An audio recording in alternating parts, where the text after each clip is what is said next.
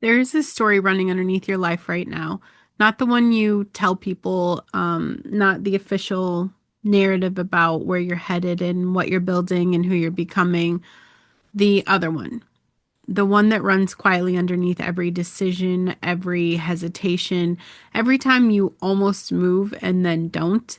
The one that sounds like people like me don't get to have that. Or the last time I tried something like this, it all fell apart. Or I should be further along by now. Or who am I to think I can build something real when I can barely hold myself together?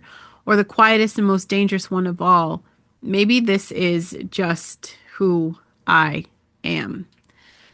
That story is not the truth. It is a conclusion drawn from incomplete evidence by a younger version of you who was doing the best they could with what they had at the time. And it has been running the show ever since. Obviously, not loudly, not obnoxiously, not obviously, but persistently, shaping what you reach for, what you avoid, and how much you allow yourself to want, how quickly you retreat when the wanting starts to feel dangerous. And the fear is not the enemy. The story about the fear, that's the enemy. And this episode is about finding it, naming it, and deciding, finally, clearly today, that it does not get to stay in charge. Welcome back to the Listen Bitch podcast. This is the rebellion season, and I believe episode 9. I am Brandon Lynette. We have covered serious ground in this brand new season. Thank you to the world stepping out from behind the curtain and all of the evil and all of the truth of what everyone's after, for us to see, like, we have to start a rebellion to save ourselves because no one is coming. But we're here. Truth is a daily practice. Your body, your money, your relationships, spiritual warfare, parenting, your legacy, discipline, consistency, identity, and calling. This episode lies somewhere in the middle of all of that, and it ties something really specific into every episode, really. The fear underneath them. Underneath every topic, every single topic we've hit this season has fear living in its basement. And if we don't name it directly, it just keeps operating in the shadows. And when we're called to be the light, we don't get to let parts of us live in the shadow. This episode does have a little twist because the particular flavor of fear I want to talk about today is not the loud kind, not like the fear of falling off a cliff, right? It's the fear of stopping, the fear of slowing down, the fear of the quiet, the fear of not producing, not performing, not moving, and what that reveals about the stories you've been running from by staying perpetually busy. And this one is going to probably make my high achievers a little uncomfortable for the people who are currently white knuckling through a season that is asking them to slow down and they absolutely will not. For the people in a transitional season who don't know what comes next and are terrified of the space between. And for the neurodivergent brains in the room who experience stillness not as rest, but to us it is a threat. Listen Bitch podcast is still looking for sponsors. Aligned brands only, health, sovereignty, truth, integrity. Reach out Brandon to at brandonlynette.com. Make sure you guys get resourced with the links in my show notes. I do share a number one product in my life right now that would benefit everyone because 97% of you guys are imbalanced here. And so I take a daily shot. One shot a day keeps the doctor away, and that is part of our rebellion. We are not resourcing our health out to other people. We're taking massive responsibility. So get in touch with the shot that I'm taking, and it's not the one you think, okay? Every fear has an origin story, okay? It did not arrive from nowhere. It was written in a specific moment or even a series of moments when something happened that your brain decided was evidence of a permanent truth about you, about life, about what is and isn't available to people like you. Maybe the story was written in a failure that got treated as a verdict, not just something that didn't work, but something that was used by someone else or by you to draw a conclusion about your fundamental capacity. You tried it, failed, and somewhere in the aftermath, the lesson was absorbed to not try differently next time. It was you are someone things don't work out for. It just doesn't work out for you. And that conclusion just filed away as fact And it's been quietly informing you what you reach for ever since. And maybe the story was written in a success that was punished. You excelled at something and the people around you responded with jealousy or criticism with the particular social tax that gets levied on people who stand out too long from the group average. And you learned, not consciously, but completely, that being too visible, too successful, too far ahead was dangerous. That safety lives somewhere in the middle. That staying average was a social contract, and you've been honoring that contract at the expense of your calling every day since. Maybe the story was written in the home you grew up in the atmosphere around money, around ambition, around what was possible for your family, your community, your people, in the collective agreement, spoken or unspoken, about the ceiling. And you absorbed that ceiling as a structural reality rather than what it actually was, which is the inherited fear of people who had been burned before you. And these stories stuck because they were written in high stakes moments when your nervous system was fully activated and looking for an explanation. And the explanation your brain landed on in that moment with the information that the development stage got filed as truth. Not hypothesis, not one interpretation among several possible ones. The truth. And truth does not get questioned, right? It just operates. And the work of this episode for you guys today is questioning it. Not because of your experiences that they weren't real, because they were real, but the conclusions that you drew from them. They may have been the most available explanation in that moment rather than the most accurate one. And you're not required to keep living inside an explanation that was written by a younger, more afraid, less resourced version of yourself. We have productivity guilt, right? We go somewhere most people are not expecting in an episode about fear and mindset, because the most common fear running in high achievers is not the fear of failure or the fear of success or even the fear of being too much. It is the fear of stopping. Productivity guilt is the low-grade constant anxiety that arrives the moment you're not producing something. The moment you sit down without a purpose, the moment the to-do list is done and instead of feeling relief, you feel off, like you're missing something, failing at something, falling behind some invisible standard that requires you to always be in motion. It is the inability to just be without the feeling that it's just a waste. And it's performative, right? It's you're going to be wearing a virtue costume. And that's why it's so hard to identify and interrupt, because it looks like work ethic. It looks like ambition. It looks like responsibility. It looks like being someone who takes their life seriously. But underneath the costume is something much less flattering. The belief that your worth is conditioned on your output, that you are only acceptable to God, to yourself, to the people around you when you are producing something. That rest is something you earn rather than something you require. And that stillness is laziness. That being less is less valuable than doing. And where did that belief come from? For most of us, it comes from an environment where love and performance were linked, where approval was contingent on achievement, where the way you earned your place in the family, the community, the faith system was by being useful. And the child who learned that love was conditional on output, because the adult who cannot stop producing, because stopping feels like losing the thing they have been performing for, even when the audience is long gone. Even when nobody's keeping score anymore, the internal scorekeeper took over and has been running the performance evaluations ever since. You were not put on this earth to produce.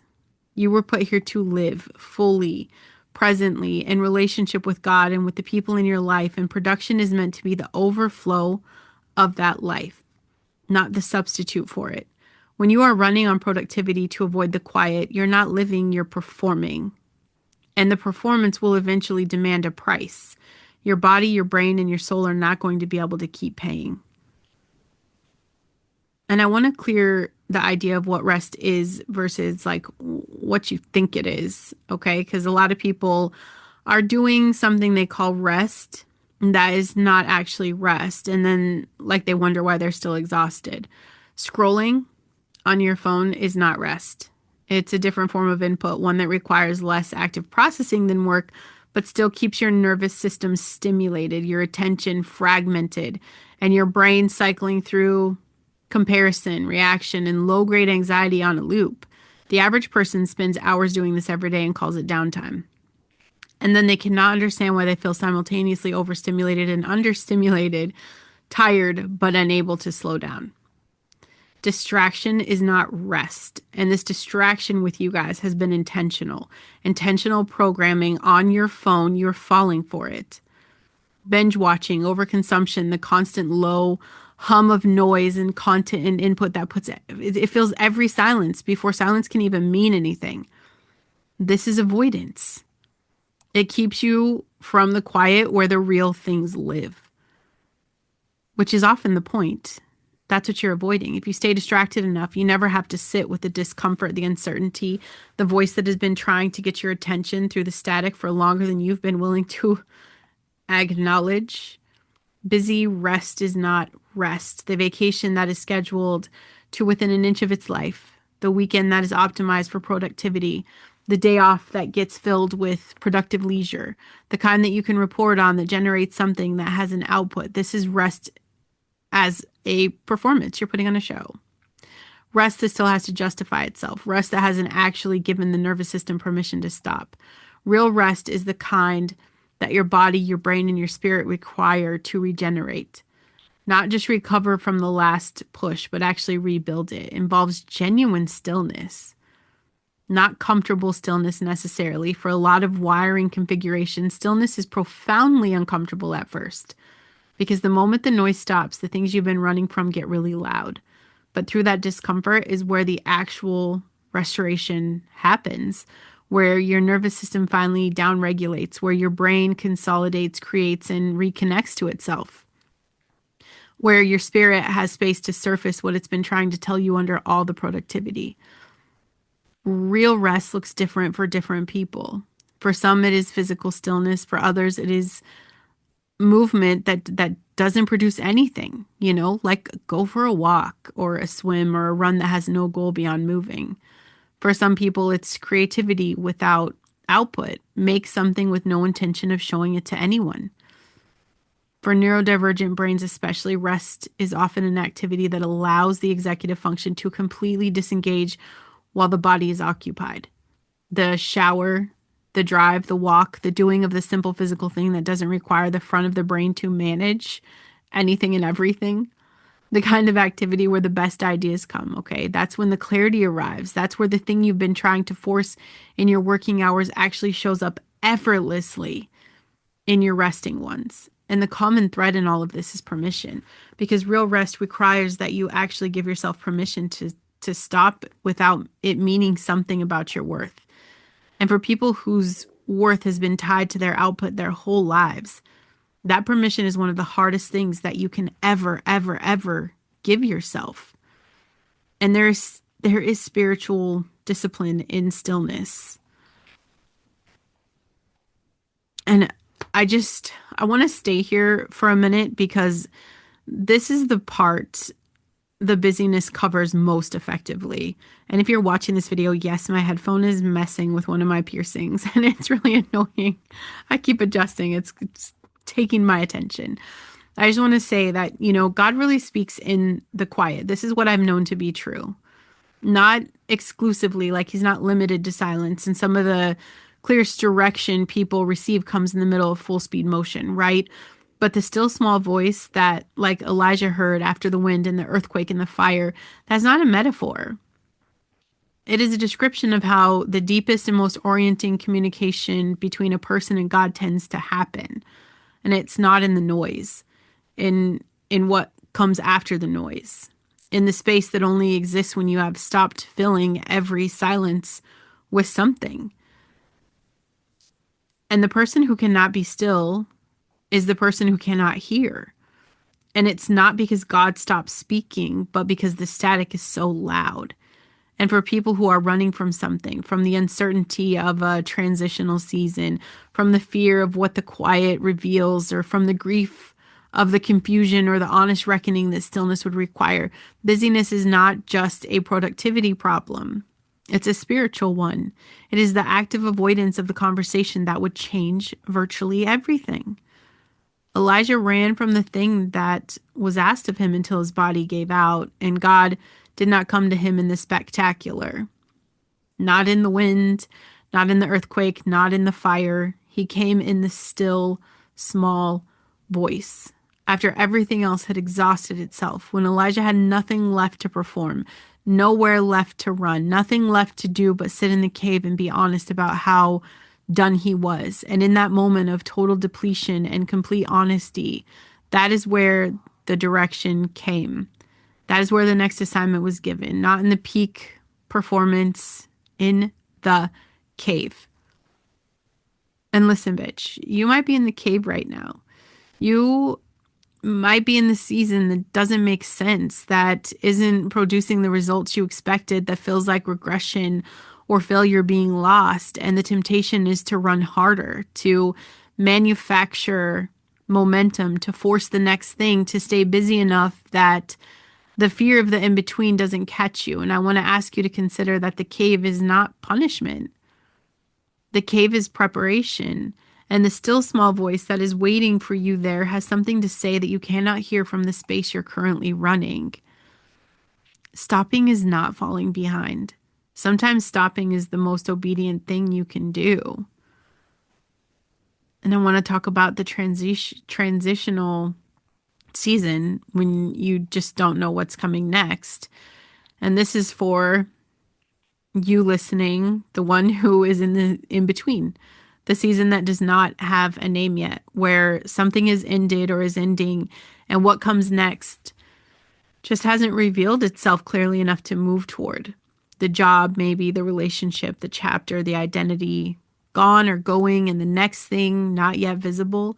And the fear in that space, the specific, particular, almost unbearable fear of the in-between, is one of the most disorienting experiences a human being can have, because we are meaning-making creatures. We need the narrative. We need to know the next part of the story.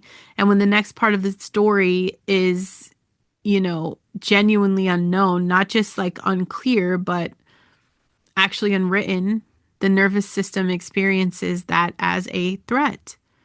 The brain goes searching for certainty and finds none, and then it escalates. And the temperature is to manufacture certainty, to force the next chapter to start before it's ready, to make a decision, any decision, just to end the intolerable suspension of not knowing. And some of the worst decisions that people make happen in the transitional seasons. And it's not because they're reckless or stupid, but because the anxiety of the in-between finally gets heavy enough that movement in any direction feels better than the stillness of not knowing. And so they take the wrong job to end the uncertainty of being unemployed. They rush into the wrong relationship to end the loneliness of the in-between. They launch the next thing before they finish processing the last one, and they pay for the forced certainty with months or years spent in a chapter that was chosen from panic rather than from clarity.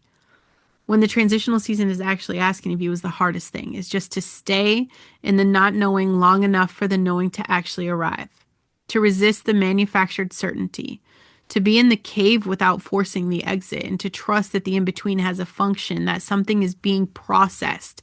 You're refining fire. You're being integrated, clarified, healed, prepared. That cannot happen at the pace you want to move through it. And that next thing, when it comes, will be clearer and more aligned and more genuinely yours than anything you could have forced from the panic in the middle. This requires a specific kind of faith, and not the faith that knows what comes next, but the faith that trusts the one who does, that says, I cannot see the next step and I'm going to stay here anyway in the discomfort of the unknown because I trust that you are working in the silence and the stillness, and the season doesn't make sense yet. That's not passive faith. That is some of the most active, courageous, muscular faith available. And, some of you know, when I say white knuckling, when your season is asking you to stop and you won't, you know what I'm talking about. Like, your body is telling you, your energy is telling you, the results are telling you, or the lack of them is. The season is clearly, unmistakably asking you to slow down, to pause, to rest, to stop forcing shit. You are gripping harder, white knuckling through interpreting the resistance as something to overcome rather than something to listen to. Calling the exhaustion laziness, calling depletion a mindset problem, calling the season that is asking you to be still a spiritual attack instead of a divine invitation. Here's a question worth sitting with. What are you afraid would happen if you stopped? And I don't want the practical answer, not the bills or the deadlines or the responsibilities. Underneath that bullshit, what is the actual fear? That, well, you're going to fall apart? That the people around you would discover you're not as together as you appear? That God would find you lacking? That the momentum would never come back? That if you stop even for a season, you will have confirmed something you've been afraid of was true about yourself all along? Because the white knuckling is never really about the pace.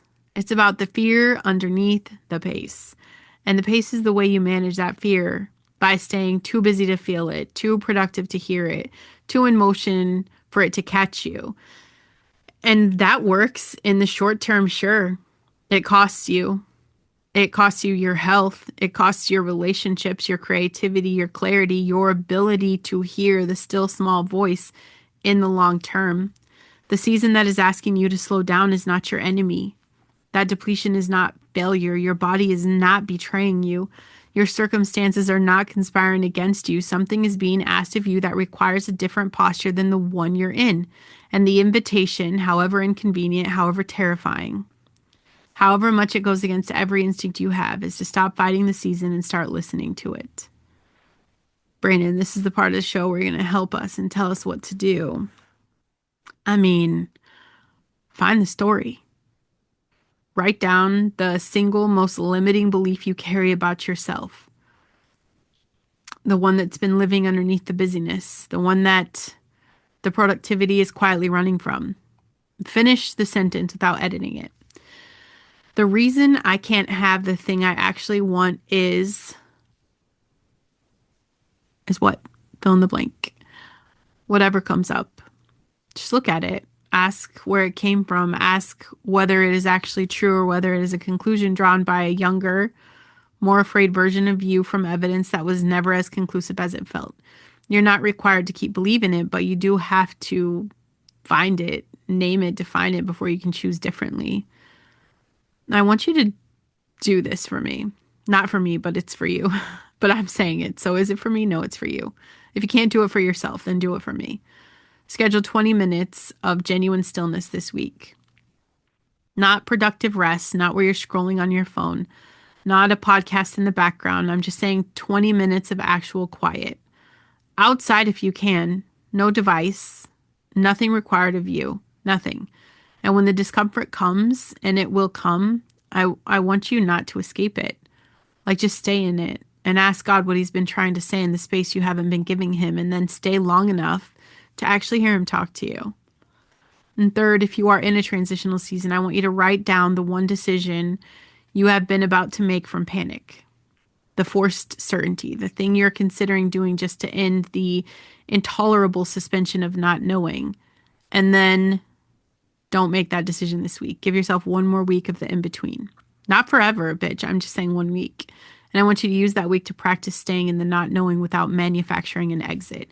Because the thing that is trying to emerge in your transitional season deserves more than a rushed birth from an anxious parent, okay? The quiet is not empty. It is where everything real lives. And this episode, really, honestly, this is what I needed to hear during the seasons I white-knuckled through. I didn't have a rebellion season podcast to listen to get me through this. The invitation was to stop, the one I needed when I was manufacturing certainty from panic, the one I needed when I was too busy to hear what God was actually saying. Made the show for you. And if this episode found you in a season that doesn't make sense yet, if you recognize the productivity guilt, the white knuckling, the fear underneath the busyness, please hear this. The season you are in is not a mistake. It is not failure. It is not evidence that something has gone wrong. It is the cave. And the still small voice is there. You just have to get quiet enough, long enough to hear it. Please like the show, subscribe, leave a written review, 2 minutes, real impact. Someone else is in their cave right now wondering if they're the only one, and your review is going to be the only way they can find out they're not. Okay. Head to brandonlynette.com and get plugged in to everything this season. Subscribe to my YouTube channel. Watch the full video versions. The quiet is not your enemy. The stillness is not falling behind. And what comes after the cave, after the honest, uncomfortable, productive stillness is always worth what the waiting costs.